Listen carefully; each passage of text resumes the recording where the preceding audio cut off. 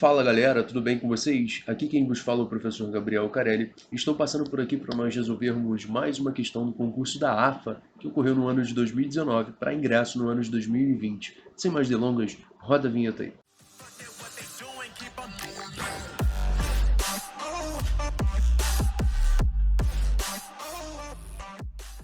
Bom, pessoal, chegamos, portanto, à nossa última questão, de número 64, e vamos fazer, mais uma vez, a leitura do enunciado.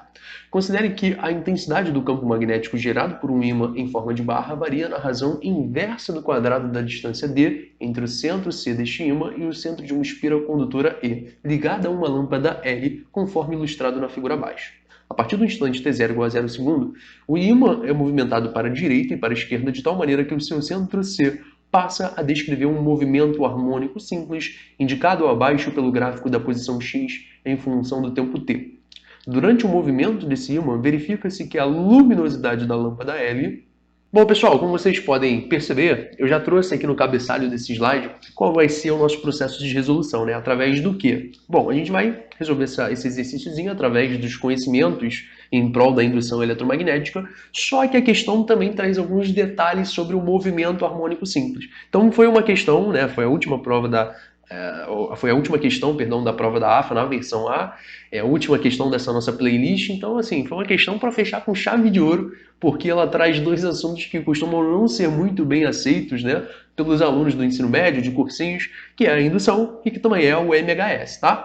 Mas vamos lá, sem pânico, vamos tentar manter a nossa concentração na resolução do problema. O autor, ele diz que basicamente o nosso ímã vai ser movimentado de uma posição para outra, tá? Então, se vai haver movimentação desse nosso ímã, provavelmente vai haver uma certa variação do fluxo magnético. E por que que isso acontece? Veja bem, se você tem um certo ímã, tá? Eu vou fazer aqui um rascunho bem rapidinho, nada muito oficial. Se você tem um ímã que está com a posição norte-sul e você encontra na frente desse ímã uma certa espira, você percebe que existe, né, a passagem de linhas de campo magnético desse ímã aí em relação a essa área da nossa espira, né? Então aqui acho que todo mundo consegue visualizar que existe uma série de linhas de campo magnético que penetram no interior dessa sua espira, tá? Obviamente existem algumas outras linhas de campo magnético que não vão para dentro da espira, vão para fora. Mas se você decidisse aproximar esse teu ímã da sua espira, você provavelmente vai concordar comigo que tanto essa linha de campo magnético quanto essa linha de campo magnético estariam atravessando, conseguiriam ficar dentro dessa região aqui, ó, da nossa área da espira. Então você percebe que haveria, né, uma certa situação de aumento da quantidade de linhas de campo magnético passando dentro dessa espira, tá certo?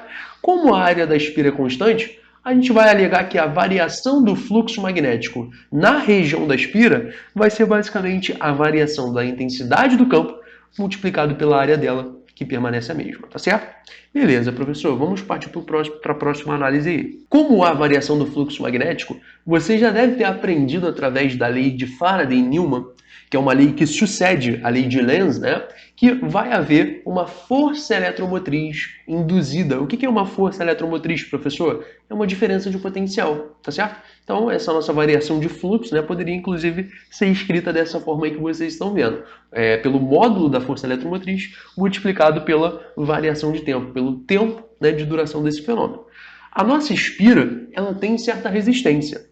Então, se a nossa espira tem certa resistência, há de convir que basicamente surgirá nessa uma certa corrente elétrica, né? Basta vocês pensarem na primeira lei de Ohm, né? Imagina uma força eletromotriz que representaria uma diferença de potencial, sendo o produto R vezes I. Tudo bem? Então, basicamente, através dessa estrutura, como existe força eletromotriz, como existe diferença de potencial, vai haver uma corrente elétrica que a gente chama de induzida, tá? Mas tem um detalhe muito importante nessa situação. Quando o nosso ímã chega nos extremos das amplitudes do MHS, que são as posições de -1 e de +1 metro, né? Quando ele chega nessas posições, ele atinge uma velocidade nula. É característica de MHS, principalmente aí na horizontal. Está na amplitude, a velocidade é zero para que ele possa retomar o seu movimento. Então, quando ele atinge uma velocidade nula nessas posições, você vai dizer que não há variação de fluxo. Por quê, professor? Porque para haver variação do fluxo magnético, você precisa ter movimentação do ímã. Então, instantaneamente, quando esse nosso ímã atingir uma velocidade igual a zero nas posições de amplitude desse nosso movimento harmônico simples, não tem variação de fluxo e, portanto, não haveria instantaneamente, né, a criação de uma força eletromotriz induzida e, consequentemente, não teria a circulação de uma corrente elétrica induzida percorrendo essa nossa espira.